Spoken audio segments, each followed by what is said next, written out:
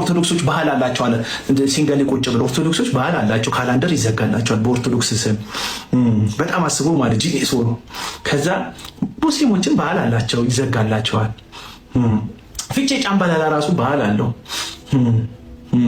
ሌላ የምታውቁት ባህል ካለ ጥሩልኝ። የሚታወቅ ባህል አላቸው እንደ ህዝብ እንደ ብሔር ሁሉም ባህል አላቸው። እሬቻ ባህል አለው። ሁሉም የሚያከብሩት ባህል አላቸው። ስለዚህ አለ ማለት ለምንድን ነው እኛ ጴንጤዎች ባህል የማይኖረናል? ምን አለ ቁጭ ብሎ አሰላሰለና ቁጭ ብሎ አሰላሰለና ለምን እኛ ጴንጤቆስታል ጴንጤዎች አይደለም ጴንጤቆስታል የሚባል ባህል ለምን? ከዛስ ምንድን ነው ባህሉ ስታከብር? ራባ ፎር ተሰብስበን ራባ ፎር ድፎ ስቆርጥ ራባ ፎር ወጡ ስጨለ ራባ ፎር ብራዘር ክርስትና ስጋይ በሆነ ማንነት ከሆኑ ቤተ እምነቶች ጋር ፉክክር ውስጥ ገብቶ ሁለተኛ ዜጋ እንዳልሆንክ ለሰው የምታሳይበት የስጋ መፎካከሪያ መድረክ አይደለም። ክርስትና ህይወት ኢየሱስን የምታሳይ ያንተ ልክ የሚታየው ኢየሱስን በመሰልከው።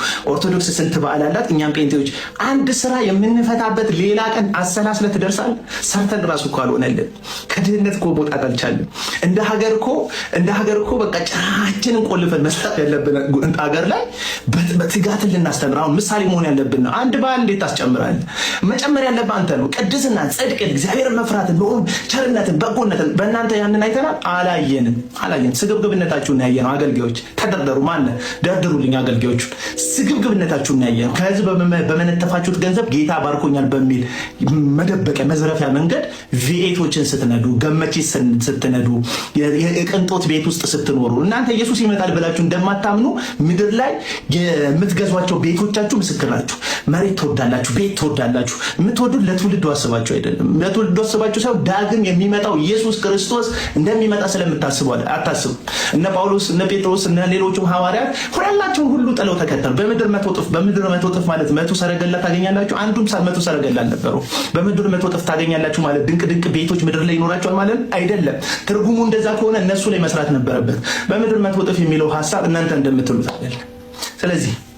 ስለዚህ ኢየሱስ እንደሚመጣ ስለማታምኑ ምድር ላይ ችግር ብላችሁ ነው የምትኖሩት። ምዕመኖቻችሁን ግን ትፎግራላችሁ። ጌታ በመላእክት ግርማ ታጅቦ ይመጣል። ኧረ እባክህ መጀመሪያ አንተ ይመጣል ብለህ ታምናለህ? ይመጣል ብለህ ብታምን ኖሮ አትስገበገብም ነበረ። ያቺ ድሃ መበለት ሴት ቸርችክ በር ላይ እያለች ያቺ ገንዘብ ሰጥሻለሁ እያልካት ቢሮ ብትመላለሷን ሴት በሴክሬታሪ በኩል ወጥቷል እያስባልካት ሳትወጣ ተደብቀ ድሃዎችን ገንዘብ ትንሽ ላለመስጠት ለድሆች ተደብቀ እየገባ በኑሮ የምትበልጣቸውን ሰዎች አዘግዝቀ እያየናካቸው ድሃ የማትጨብጥ ሰው ሆነ።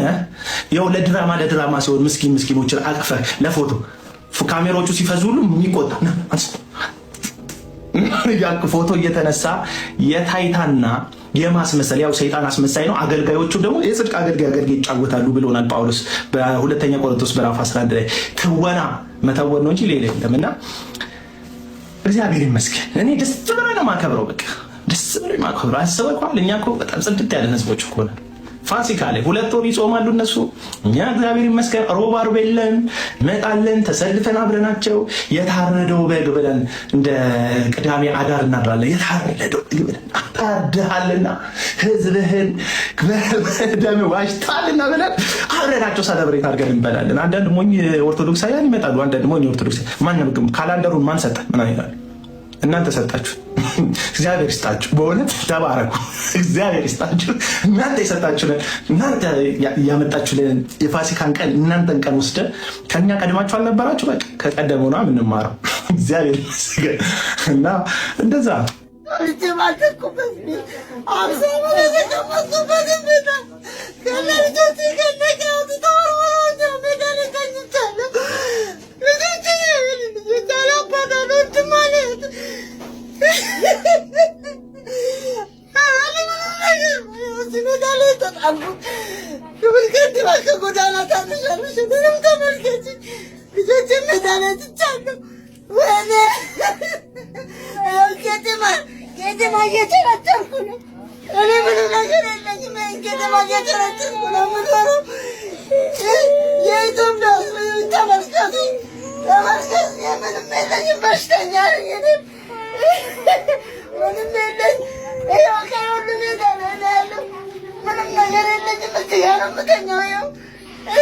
አምሳ ሁለት ዓመት የተቀመጥኩበትን ቤት አሽገውብኝ ወርውረው ሄዱት። ያየኝ ፍራች የምታቁኝ የማታቁኝ የኢትዮጵያ ሱ ተመልከቱ። ልጆች ተበተኑብኝ። ክረምቱን የታሰበውን ያክል ዝናብ እየዘነበ አይደለም። አንዲት ገጠር ላይ መሬት ያላት ታላቅ እህቴ ባለፈው ደውላ የታሰበውን ያክል ዝናብ የለምና እህላችን መበላሸቱ ነው ብላ አናገረችን በስልክና አሁን ነው የገባኝ። ዝናቡ ደካ የድሃ አይን ላይና ጉንጭ ላይ እየወረደ ነው ከሰማይ ወደ መሬቱ አልዘንብ ያለ። የታሰበውን ያክል የምንጠብቀው ዝናብ ለሚፈልገው ገበሬው አልዘንብ እያለ ያለው ለካ ዝናቡ መዝነቢያ ቦታውን ቀይሮ የድሃ ጉንጭና አይን ላይ አድርጎት ነው። አስቡት እንግዲህ እኚህ አያት የሚያክሉ እናት ልጆቻቸውን ከትምህርት ቤት አውጥተው ሲመለሱ የሚኖሩበት ደሳሳ ጎጆ ታሽጎ ያላቸው የድሃ ዕቃቸው በር ላይ ተበትኖ በእንባ የልጅ ልጆቻቸው ፊት የሀዘንን ሲቃ ሲያቃስቱ ተመልከቱ። እንግዲህ እነዚህ ህፃናት ነገና ከነገ ወዲያ አድገው ምን አይነት ትውልድ ሊሆኑ ነው የሚችሉት?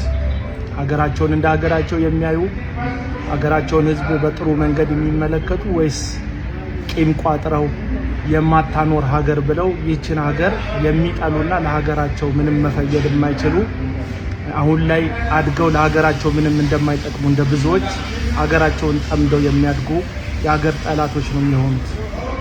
እንግዲህ ድሃ ላይ የምናደርሰው ግፍ በቀጥታ ድሃው ላይ ብቻ ሳይሆን ከድሃው የሚወጣው ነገ ሀገርን ሊቀይር የሚችለውን ትውልድን መርዞ እንደሚያሳድግ ማሰብ አለመቻላችን የሚያሳዝን ነው። በዚህ መካከል የሚያለቅሱ የብዙ ድሆች እንባ ለሀገሪቱም ሆነ ለነጋችን አይበጀንምና ሀገር የድሃ ጀርባ ላይ እንደመመስረቷ ሁሉ ለድሆች የተለየ ርኅራኄና ልብ እንዲኖረን ማንም እናት የልጅ ልጆቿ ፊት እንዳታለቅስ የበኩላችንን ሰብአዊነት የተሞላውን ኃላፊነታችንን እንድንወጣ ጭካኔና ርኅራኄ አልባነትን ከልባችን እንድናስወግድ ነው ይህን ቪዲዮ የሰራሁት።